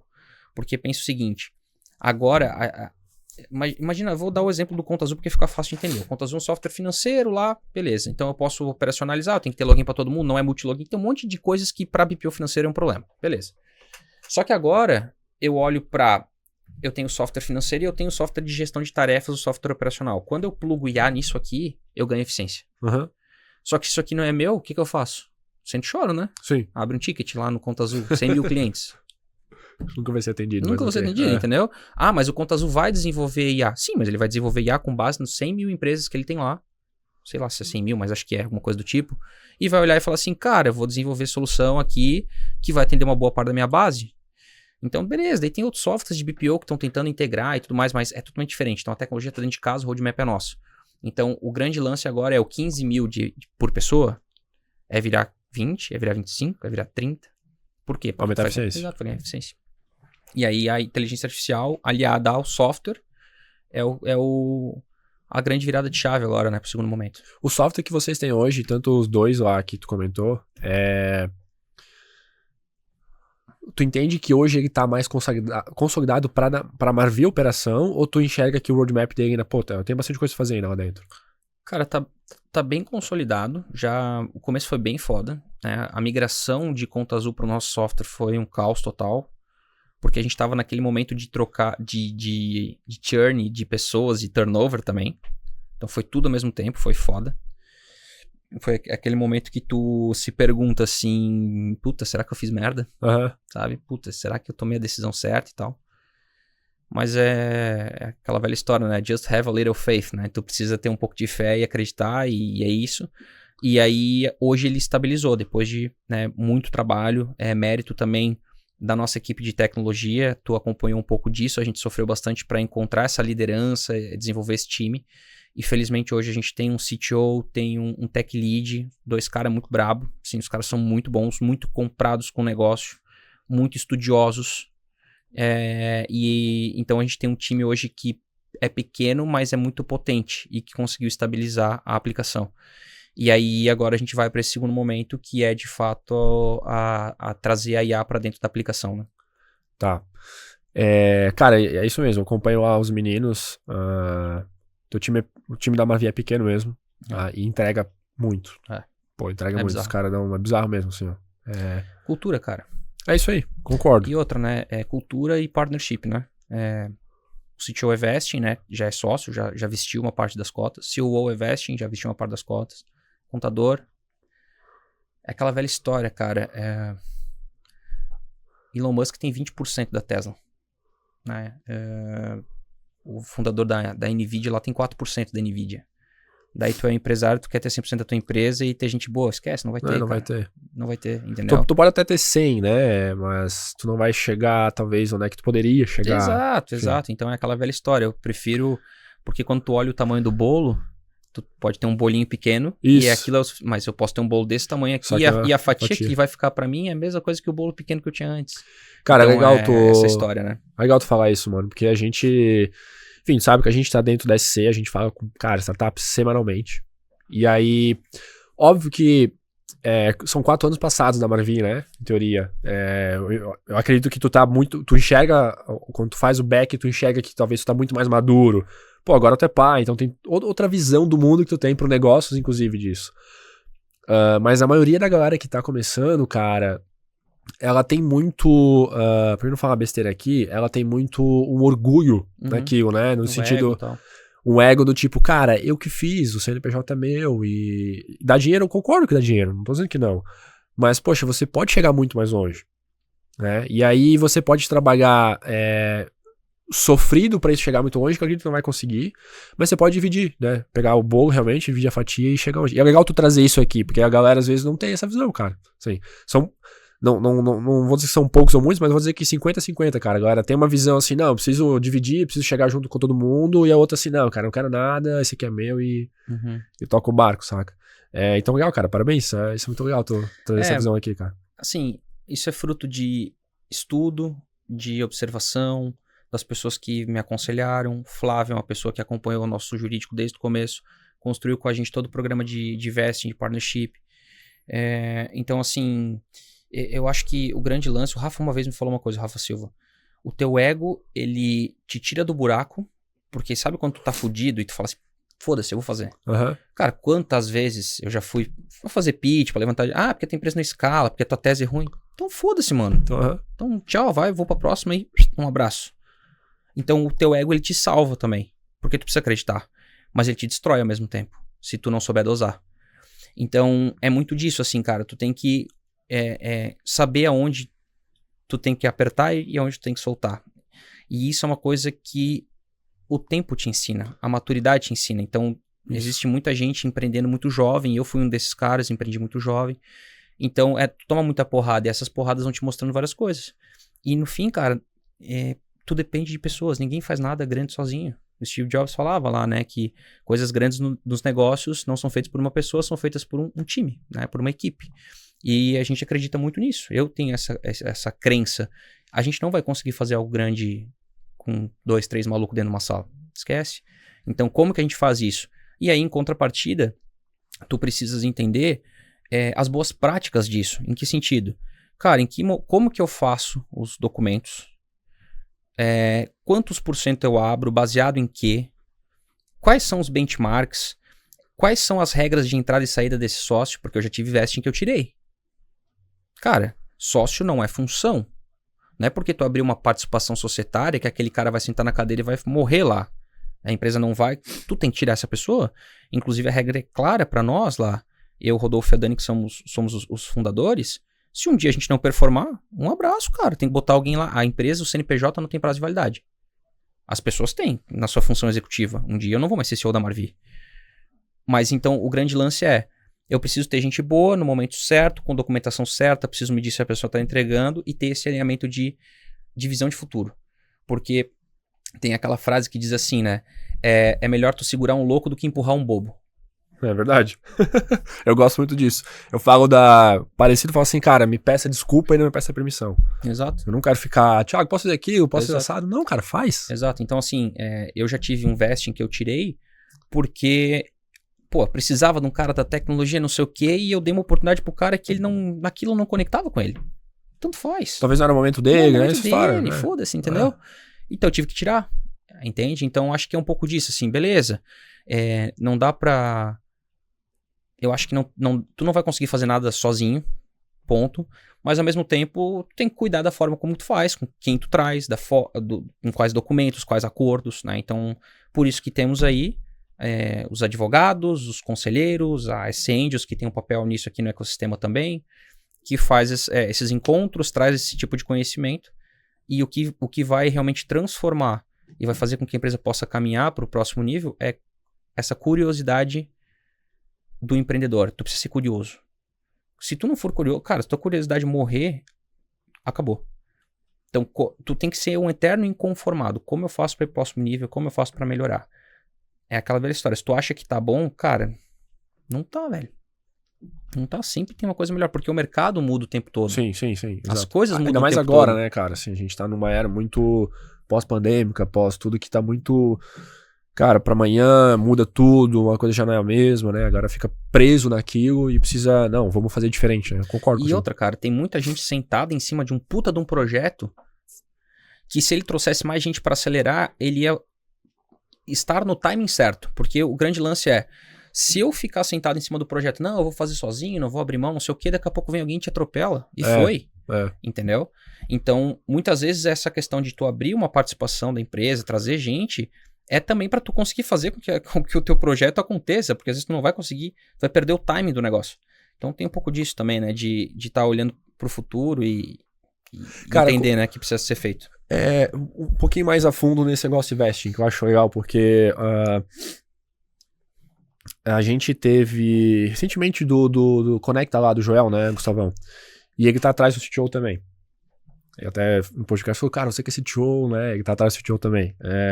Enfim, a Marvi tava naquela época. E como é que é o artefato disso no vesting, na tua visão? Porque, cara, eu já vi vesting de várias coisas, tá? Veste que o cara... Ele veste entregando por tempo, entregando por performance, entregando por vendas, entregando por coisas. E ao contrário também, assim, cara, não entregou, tira o teu vesting. Como é que tu tens mais isso no detalhe? Tu consegue passar pra gente isso? Cara, os nossos vesting, eles foram feitos com base em tempo. Porque a empresa mudou, a cada 6 meses é uma empresa diferente. Então, se eu chegar pro Thiago e falar, cara, olha só, eu vou fazer um vesting contigo e eu tenho esse desafio aqui pra ti. Daqui a 6 meses o desafio não é mais esse, eu falo, Thiago, não é mais isso. Puta, daí já mudou o vesting? Mudou, entendeu? Exato. Faz sentido. Entendeu? Então, primeiro quem, depois o quê? No nosso caso. Tá, mas aí, então, assim, nesse caso da Marvi, tu recomenda, cara, vamos fazer por tempo. Porque daí, se mudar o jogo, o cara tá dentro também. Exato. Ele tá comigo na mudança, né? Exato, que é o quem. Beleza, porque ótimo. Eu quero o Thiago. O Thiago tem alinhamento de princípios, valores, visão. É um cara que tá tocando pau aqui e vai ajudar a construir negócio. Se a gente tiver que discutir, quebrar os pratos, mudar a rota, a gente tá alinhado no negócio. Então, o meu negócio com o Thiago é o seguinte, cara, se tu não estiver entregando, se a gente tiver desalinhamento de princípios, de valores, eu vou te tirar porque eu tô focado no Thiago, no empreendedor que tá aqui junto comigo. Ótimo. Boa. E não com a entrega do Thiago. A entrega a gente vai mudar. Agora, se eu tô num outro momento de empresa, tô num outro estágio de empresa, empresa mais consolidada, mais avançada e com um desafio específico. Então, sei lá, uma empresa de grande porte, faturando, sei lá, 100 milhões por ano, precisa de um CMO. Porra, às vezes tu não consegue um executivo se tu não trouxer o cara no vesting. Uhum. Então, tu vai ter um acordo ali de um compensation plan, né? Ou seja, cara, eu vou te dar X de remuneração, X de cotas, X disso, daquilo, e tu vai montar ali pro cara executar uma função específica, porque tem um desafio específico no negócio. E aí, obviamente, tu vai botar isso no papel para ficar muito claro, porque é aquela velha história. Quanto maior a empresa, ela muda de rota, é mais difícil mudar a rota e geralmente leva mais tempo quando tem uma mudança de rota. Então, numa empresa pequena, cara, tu muda o tempo todo. Então, numa empresa grande, tu tens um desafio lá, preciso aumentar as vendas nos próximos 2 anos. Tu tem 2 anos para executar um plano e aí tu vai fazer um vesting em cima daquilo e botar os indicadores no papel. Então, eu acho que para quem tá mais no começo, cara, tempo e primeiro quem, depois o quê. Então, traz a pessoa, vê se ela tem um alinhamento de princípios, valores, visão de negócio, vai estar ali junto contigo quebrando pedra. E aí, o que vai ser feito, tu determina ao longo da jornada. Tipo, como se tu tivesse contratando essa pessoa, né, cara, vamos seguir, vamos trabalhar comigo aqui, e tu vai ter possibilidade de vesting, sei lá, daqui a algum tempo. Então tu faz mais ou menos um jogo disso, né? Tipo, cara, ó, vamos testar o teu modelo, se tu casa com a cultura, se tu entrega e tudo mais, e a gente bota como veste. Eu fiz 2 vezes um movimento errado, que foi trazer a pessoa como vesting no day one. Sem testar ela. Exato. Isso? Mas por quê? Porque tu conhecia a pessoa já? Tu já tinha visto ela? Tu já... Cara, como é que... É o sereno desespero, né? Tá. Cara, eu preciso resolver um pepino aqui... Não é mais meu, é teu agora. Vem, tu também. Exato, né? Os vestings que deram certo na Marvi foram os que eu testei a pessoa antes. Que ela veio, ela mostrou, ela entregou e depois ela virou sócia. Mas aí, de novo, né, cara? Existem momentos que tu precisa apagar um incêndio que tu vai ter que correr um risco, né? Que sim, claro. E tal. Mas os que deram certo pra mim foi que eu testei a pessoa antes de trazer. Por isso que eu acho que o vesting por tempo, que é o que a gente fez, primeiro tu precisa conhecer a pessoa pra depois fazer o vesting. Já num vesting, no momento mais avançado de empresa, onde tu tem um escopo específico, se tu não tiver o vesting no day one, muitas vezes tu não traz o profissional que tu precisa. Uhum. Então acho que são momentos diferentes. Aí tu tem que saber o momento que tu tá e o que tu vai fazer. Até pra pessoa, né? Tipo, cara, eu vou ser teu executivo, enfim, mas eu preciso estar dentro, ele quer estar dentro, né? Então tu precisa dar o day one já o veste pro cara. Muitas vezes não, depende do modelo. Exato, porque o vesting também, obviamente, é uma ferramenta de retenção de talentos, né? Óbvio. Então, tu tem um cara que é muito bom e que muitas vezes tu olha e fala assim, beleza, esse cara é muito bom, eu vejo ele construindo um negócio comigo 5, 10 anos aqui, mas eu sei também que por ele ser muito bom, talvez alguém tire ele daqui por remuneração, né? Por salário. E aí tu tens um mecanismo de retenção também e fala, cara, beleza, a gente, o número tá aqui, né? Transparência total, essa aqui é a empresa, isso aqui é o que a gente consegue te pagar e eu sei que isso aqui é menor do que o que tu consegue lá fora. Mas aqui tu tens essa possibilidade de ser sócio do negócio, e a gente constrói o negócio junto. Se um dia tiver um evento de liquidez, tu vai botar um dinheiro no bolso, e se esse evento de liquidez não acontecer, daqui um tempo tu vai ter uma remuneração executiva com distribuição de resultado. Porque o crescimento vai ser normal, vai acontecer. Exato. Na empresa. Exato, então é um mecanismo também de retenção de talento. E aí, cara, tem gente assim que, meu COO, né, o Luiz, ele, na entrevista de emprego, que eu entrevistei ele falou que o sonho dele era empreender. Pô, ele já falou pra mim, cara. Red flag, né? Minha. Entendeu? Claro. Sim. Daí o cara começa a trabalhar, entrega pra cacete.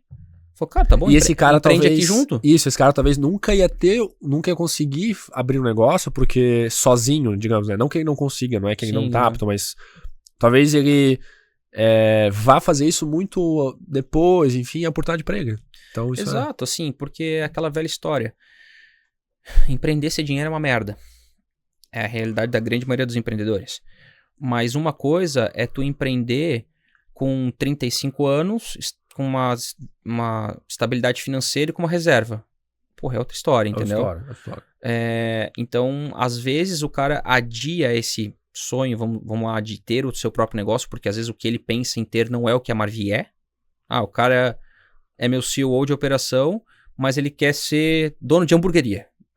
Quem sou eu pra dizer se tá certo ou errado? É o sonho do cara, entendeu? Sim. Daí ele fala, porra, legal pra caralho, sou sócio aqui, vamos tocar o pau, mas quando eu não tiver mais disposto aqui, eu vou abrir uma hamburgueria. Só que daí tu tem dinheiro pra abrir uma hamburgueria, Sim, tu tá estabilizado, tem experiência pra cacete de negócio, entendeu? Que é a realidade de muita gente. Então, acho que é essa questão, assim, de... Não é que o cara vai ficar lá pra sempre, mas é que a jornada tem que fazer sentido. Eu sempre digo isso. Uma empresa, ela é um veículo que tu vai embarcar pra ela te levar pra uma direção que é o que te interessa.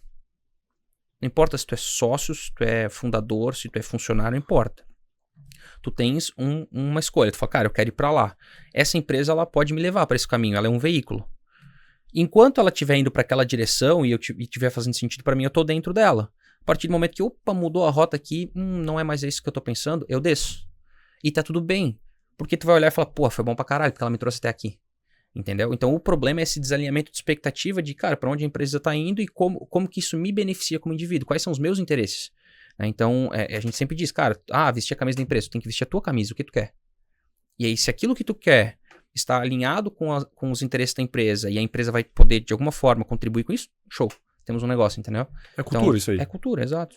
Só que, cara, é foda, né? Porque a grande maioria dos empresários não pensa assim, né? Infelizmente, essa realidade já tem essa polarização desgraçada de política, de funcionário e patrão, porque, infelizmente, a gente tem pessoas com baixíssimo nível de educação e consciência de um lado e de outro. Então tem o cara que é dono da empresa que ele é o caixa eletrônico da família e foda-se. Quer trabalhar aqui, quer, não quer, sai, tchau. É assim que funciona.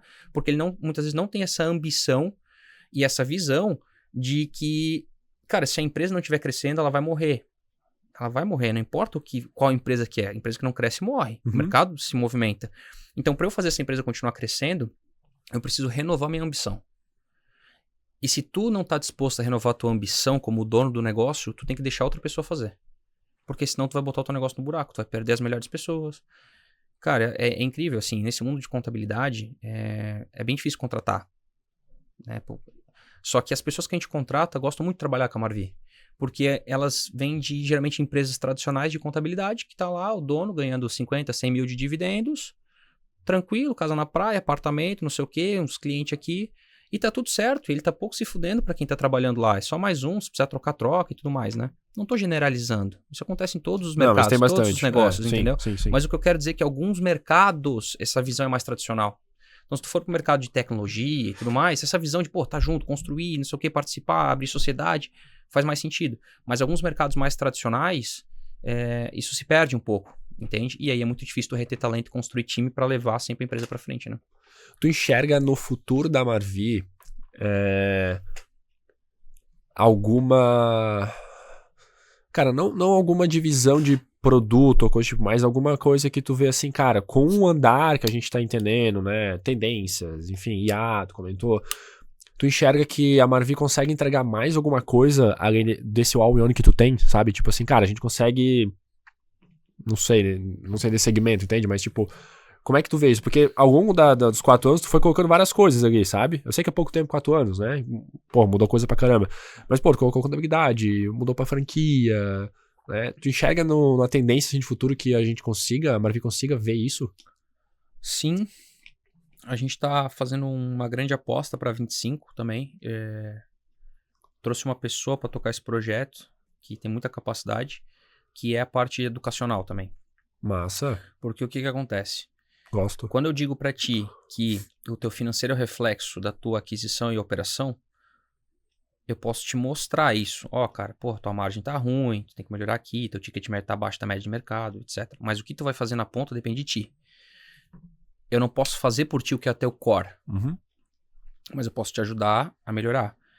E a Marvi, por ser uma empresa de serviço, ela construiu muita coisa, né? A gente teve que estruturar muita coisa em relação a pessoas, a processos, tecnologia, marketing, vendas, enfim. Então, essas questões que a gente construiu dentro da Marvi, elas são também aplicáveis a clientes da nossa base e futuros clientes e potenciais clientes. Então, a gente está indo agora para uma vertical de educação, que é justamente externalizar as boas práticas que a gente aplica tanto dentro da Marvi, quanto aquilo que a gente talvez não aplique, mas que serve. Então, beleza, a gente tem o nosso próprio software, mas eu posso te ajudar a implementar outro software. Tu não vai ter acesso ao meu, porque o meu é feito especificamente para Marvi, né?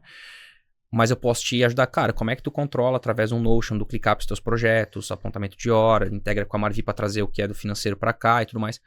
Como que tu faz gestão de time, liderança, toda essa questão de cultura, de vesting, tudo isso aí que a gente fez tem um valor enorme. E os nossos clientes não têm acesso a isso muitas vezes, ou talvez não tenham acesso de forma, cara, fácil, compilada, sabe? Tem muito infoproduto no mercado, isso é um mar bem revolto, né? Mas, de certa forma, eu acho que toda empresa que cresce, ela precisa se tornar uma empresa de educação. Porque ela precisa educar seus colaboradores, seus sócios. A gente tem um monte de sócio na franquia agora. Toda essa história que eu te contei de vesting se aplica para os franqueados, tu percebe? Sim, o cara comprou a franquia, daí ele quer crescer. Daí ele olha e fala assim, pô, como que eu faço para crescer e manter nível de serviço? Talvez tu vai chegar um momento que tu vai contratar 1, 2 colaboradores, tu vai ter que pegar um desses caras e tornar teu sócio, abrir uma parte. Então, essa mesma história que a gente passou lá, a gente aplica de acordo com o modelo de negócio. Então, a gente está olhando para isso, para ano que vem, se tornar de alguma forma também uma escola de negócios focado micro e pequena. Então, mas vocês vão competir com o G4? Não, o G4 é média empresa, média grande empresa, em posicionamento, perfil de cliente certo. Então, não é querer fazer tudo ao mesmo tempo, mas tem boas coisas aí que dá para explorar. Cara, como é que você à frente da Marvi, né, como CEO, dedica esse tempo para educação no modelo que tu tá pensando, assim? Vamos pensar um modelo mais prático, assim, tipo, cara, eu tenho N coisas para fazer, né? Você faz N coisas lá. Aí como é que tu olha pra educação e fala assim, cara, preciso montar um projeto disso, que vai demorar tanto tempo, e aí eu preciso trazer uma pessoa, eu preciso fazer tal coisa. Como é que tu bola isso, sacou? Legal, assim, esse projeto é algo que eu já tenho na cabeça há algum tempo, mas eu nunca tirei ele do papel por questão de pessoas. E a gente encontrou, na verdade, eu tenho uma pessoa do meu relacionamento, que ele fazia um trabalho muito semelhante para uma empresa de São Paulo, uma grande empresa, e ele acabou se desligando, enfim. E aí eu conversei com ele, expliquei do projeto e fez sentido para ele topou, e aí a gente tá fazendo o MVP da coisa. Então, assim... Mas tu não fez antes, tu tem esse projeto há muito tempo, tu não fez antes porque tu não tinha uma pessoa? Exato. Não achou quem... É porque assim, cara, não adianta. No meu papel hoje, eu tenho que olhar para todas as áreas da empresa. O papel do CEO é esse, sim. né? Eu não consigo pegar, não, mas agora ninguém mais fala comigo, eu vou sentar aqui na minha sala e vou fazer algo. Não tem como, não existe, né? Então, a gente precisa trazer essas pessoas para construir esses pilares dentro do negócio. E aí, qual que é a minha dedicação? É a mesma na formação de líderes. Cara, eu acredito nisso. Essa é a cultura da nossa empresa. Essa é a mensagem que a gente quer passar para esse perfil de cliente. A gente vai comunicar dessa forma. E aí hoje eu tenho uma participação muito importante no marketing da empresa. Então, por exemplo, eu sou gestor de tráfego. Toda a mídia eu que compro. Porque eu entendi que isso é uma parte muito sensível do negócio. E, cara, ninguém vai pensar estratégia melhor que eu. Uhum. Porque eu respiro esse negócio o tempo todo. Mas vai ter um cara que é gestor de tráfego que ele é super bom de traqueamento, não sei o quê. Tá bom, eu contrato ele, faço o traqueamento, mas a estratégia do tráfego tá na minha mão. Talvez eu encontre alguém para sentar na cadeira do marketing, para ser um CMO e que vá fazer isso, mas por hora sou eu. Mas o que eu quero dizer eu tenho que ser aquele profissional que ele emerge em algumas áreas, mas ele volta. Eu tenho que olhar, como é que tá a operação, volta. Como é que tá marketing, volta. Como é que tá vendas, volta. Então, nessa BU de educação é a mesma coisa. Vou sentar com o cara lá, tô planejando. Assim, assim, assim, esses são os produtos. Vai ter uma esteira de produto, que daí responde um pouco da tua pergunta também. Marketing, topo, meio fundo, esteira de produto, né? Então, cara, produto isca, gratuita, que vão ser produtos de educação. Produto baratinho de entrada, ou abre carteira, plataforma, já temos a nossa própria plataforma de treinamentos, de cursos lá, aulas gravadas, então a primeira parte ali desse funil são materiais gravados, infoprodutos propriamente ditos, mas a gente está avançando, que daí é por isso que eu também nunca tirei isso do papel, a gente vai chamar do Clube do Herói, tá? Então, o que é o Clube do Herói?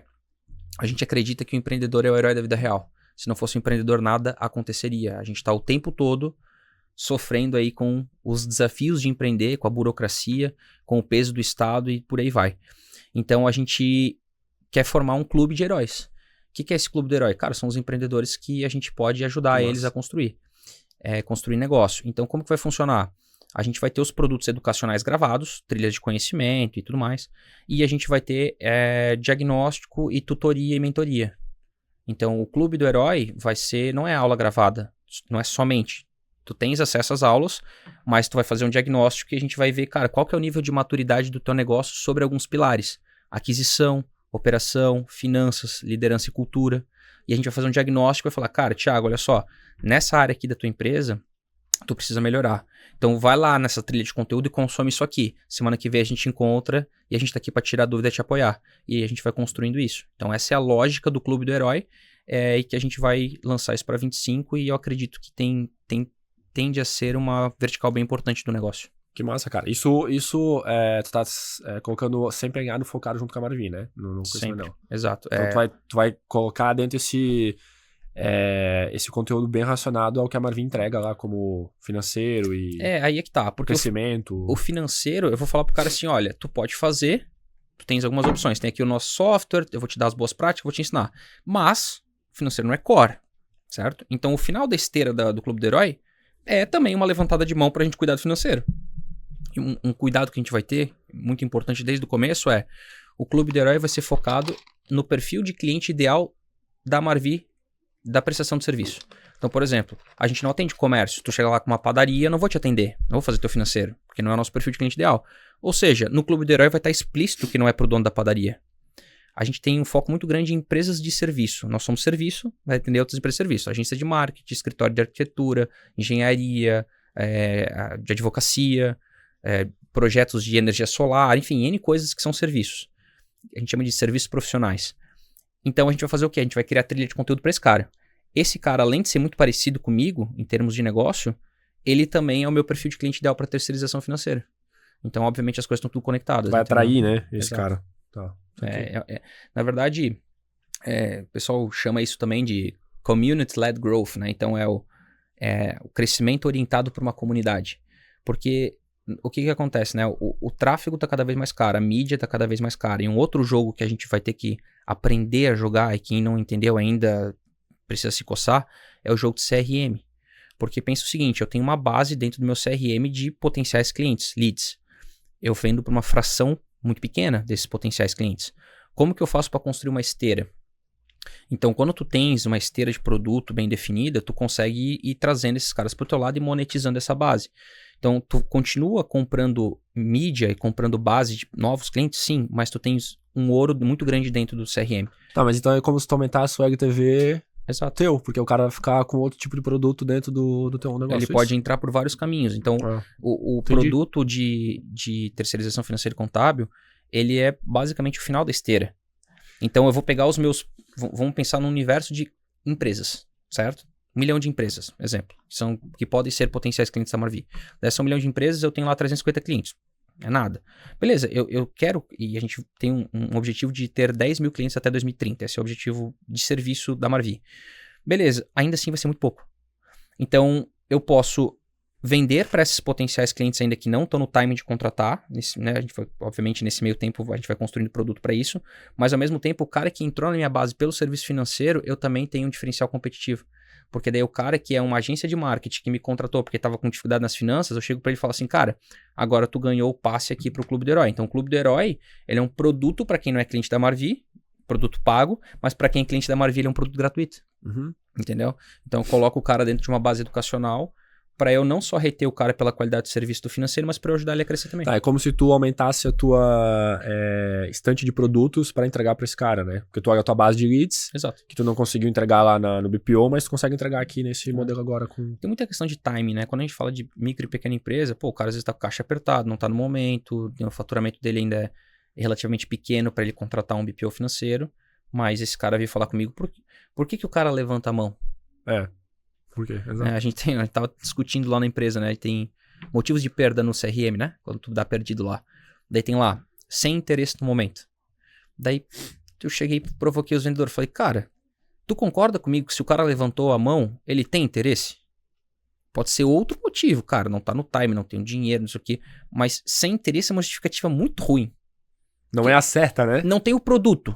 Ah, cara, não, ele pensou que era um SaaS, ele pensou que era um produto de educação. Ah, beleza. Mas se eu tô falando de uma levantada de mão, interesse ele tem. Sim. Se ele foi no call contigo, se ele foi, entende? Não Exato, tem como... exato, entende? Então, Verdade, assim, verdade. é olhar pra isso e... Mesmo que ele nem tenha ido pro call, né? Porque boa parte dos leads que levantam a mão não vão pra reunião. O que aconteceu? É desafiador, mas é isso que tu tem que saber. Por que o cara não foi pro call? Por que ele não avançou? Interesse ele teve, ele clicou na porra do anúncio, tá lá segmentado, sabe? Beleza, tu faz anúncio de campanha de WhatsApp no Facebook com um criativo super genérico, daí talvez o teu problema tá no marketing mesmo. Agora, se tu tens um criativo específico, nossa captação é toda por landing page, que tem uma puta de uma copy. Ah, pode ser que o cara não rolou a página. Beleza, ele tem um desafio de marketing porque o cara não rolou a página. Mas ele chegou até lá, né? Exato. Tipo, Então, o que aconteceu? O que ele não engajou? Né? Então, é isso, assim. E aí tem muito suco dentro de CRM, que aí vem inteligência artificial. Né? A gente tá falando com o Ricardo lá, né? O Raidorn também, que tá com uma iniciativa nova de um projeto novo. O que é? Bits per hour. Exato. E, cara, tem muito suco pra tirar dentro de CRM. Muito suco. Porque se torna inviável, né? Essa questão de fazer follow com a tua base de forma humanizada, né? Então a gente tem hoje... de mais um bunch de pessoas. a gente tem 30 mil leads no HubSpot. Então tá louco. Daí tu vai fazer isso como? Não fecha a conta, entendeu?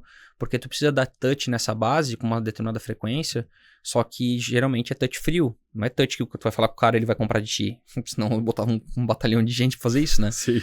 Então o grande lance é tu ter essa IA e sem me estender muito assim, cara, eu acho que a IA vai ser uma coisa que vai disruptar muitos negócios. E quem trabalha com marketing e vendas, cara, assim, vai ser um negócio...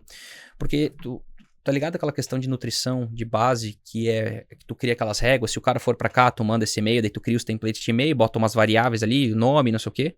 Você vai morrer, cara. Porque o que vai acontecer? Tu vai ter lá o teu CRM, tu vai ter todos os dados da jornada desse cara. O que ele te deu de informação até agora? Aí ela vai plugar aqui e ela vai fazer o que bem entender. Ela vai escrever a mensagem que ela quiser, vai mandar pelo canal que ela quiser. Não tem mais essa bifurcação.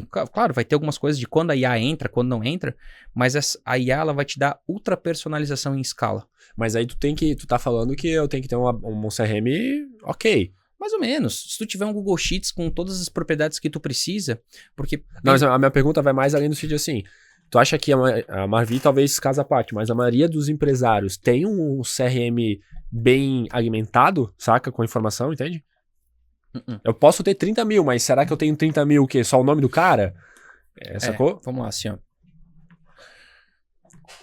O grande lance é o seguinte, quando a gente fala de jornada, quanto mais fricção no topo de funil, menos respostas tu tem. Exemplo. Se eu rodar um anúncio, uma campanha, qualquer coisa, eu botar um formulário que tem 30 perguntas pra eu... Quero saber tudo, Thiago. Na hora, essa é a primeira vez que tu me viu... Tu não vai responder? Não, claro que não. Então o que tu vai fazer? Tu vai responder nome, e-mail e telefone. Beleza. Aí entra uma parte de enriquecimento. Então toda vez que eu der um touch no Thiago, seja por um material que eu vou te mandar, por uma mensagem que eu vou conversar contigo, qualquer coisa, naquela conversa eu vou abstrair quais são as propriedades que me interessam, quais são as informações do Thiago que me interessam. Sem eu saber que eu respondi pra ti. Não, na verdade tu pode até responder, só que a questão é a dosagem disso. Então, exemplo, a gente tem uma plataforma de nutrição e enriquecimento de leads. Como que funciona? Eu fui lá e rodei uma campanha de isca, nome, e-mail e telefone, só isso. Quando tu cai dentro da plataforma, tem aqui um e-book. Começou a ler o e-book. Quando eu vejo que tu leu 3 minutos do e-book, abre um pop-up na tua tela e pergunta assim, Thiago, quem cuida do financeiro hoje da tua empresa? Ah, sou eu. Pum, fechou o pop-up. Essa informação foi pro CRM. E eu vou dando vários touches. Então, quando eu falo de touch de reunião de venda, eu tenho tudo, né? Eu fiz um interrogatório. Beleza. Mas nessa jornada, quando eu não tenho a reunião de venda ainda, esses touches eu vou trazendo dado para dentro do CRM. E aí, por isso que eu digo, obviamente, o CRM é a melhor ferramenta. Hoje a gente usa HubSpot, é uma Ferrari de um CRM, mas tem outros mais baratos enfim. Mas no fim do dia, o que o CRM está fazendo? Ele está orquestrando os dados. Porque antes não, né? Atualmente, o CRM, ele tem funções operacionais no sentido de fluxo de trabalho, nutrição e tudo mais. A partir do momento que eu tenho IA fazendo isso, eu tenho o CRM armazenando dados de forma padronizada. E a IA consultando. Então o CRM ele se torna um grande banco de dados. Beleza. E tu tens a IA que vem no banco de dados e fala, cara, o Thiago, ele baixou esse e-book, ele ficou tanto tempo na página, esse foi o material que ele consumiu, essa é a empresa dele, tem enriquecimento com consulta de web, então beleza. O Thiago deu o e-mail dele, rastreia a web, encontra a empresa, encontra a LinkedIn, começa a ter enriquecimento, começa a criar uma persona. Eu tô falando com o Thiago, eu vou mandar essa mensagem para o Thiago no canal. Então se o Thiago baixou um material e ele me deu o telefone de WhatsApp para eu disparar, pô, tem grande chance e ele abriu o material que eu mandei no WhatsApp, tem grande chance do WhatsApp ser o melhor canal que eu vou falar com ele. Sim. Se eu mandei um material no e-mail e ele abriu por e-mail, o e-mail tem grande chance de ser o material, o canal que eu vou falar com esse cara. Então, tu pega a IA, lê essas informações todas e começa a conversar com a tua base. E aí, é aquela lógica. Next offer, next action, né? Então, cara, próxima oferta, próxima ação.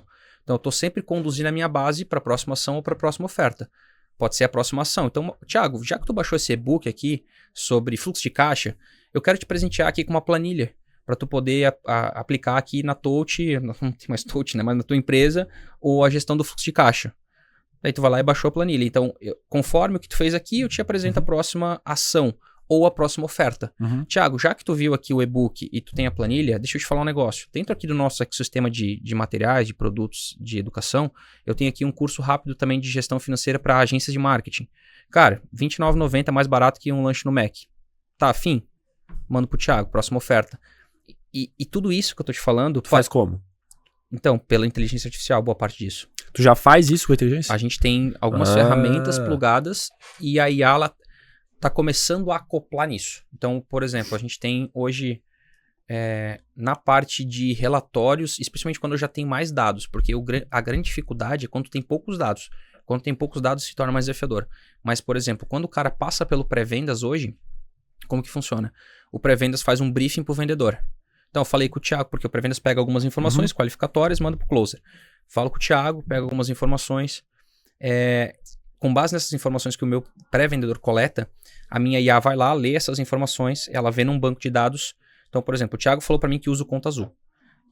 Então, como o Thiago tem que trocar de sistema, porque eu vou ter que atender ele no meu software, uma possível objeção do Thiago na reunião de venda seja, pô, eu não queria trocar o Conta Azul. Eu preciso vencer essa objeção, preciso ter um contorno de objeção. Então, a IA pega o relatório do pré-vendas, já vai lá, lê. O Thiago tem Conta Azul, então existe essa possível objeção, a possível contorno de objeção é essa. Já monta um relatório do briefing do pré-vendas, sai um briefing pela IA para o vendedor, com as possíveis objeções que ele vai ter. Da reunião do vendedor, sai um relatório padronizado com tudo que eu preciso saber daquela reunião. Não é uma transcrição, é um relatório padrão. Eu pego o briefing, pego o relatório padrão, e com base nisso, se o cara não fechar na call, que é o que mais acontece, né? Então, poucos fecham na hora no nosso modelo de negócio, eu tenho um follow-up automatizado com IA. Que eu pego aqui, eu vejo o que o Thiago me falou para o pré-vendedor, o que ele falou com o vendedor, qual que é o tempo que o vendedor acordou com o Thiago que vai dar um touch nele depois para fazer o follow. Fala comigo daqui a 7 dias. A IA já monta a mensagem e já manda pro Thiago daqui a 7 dias. Cara, Thiago, olha só, com base no que a gente falou, a gente pode ajudar a tua agência, não sei o quê. E sobre o negócio do Conta Azul, cara, pode ficar tranquilo, toda migração de dados é por nossa responsabilidade. Pum, a IA fez isso aqui.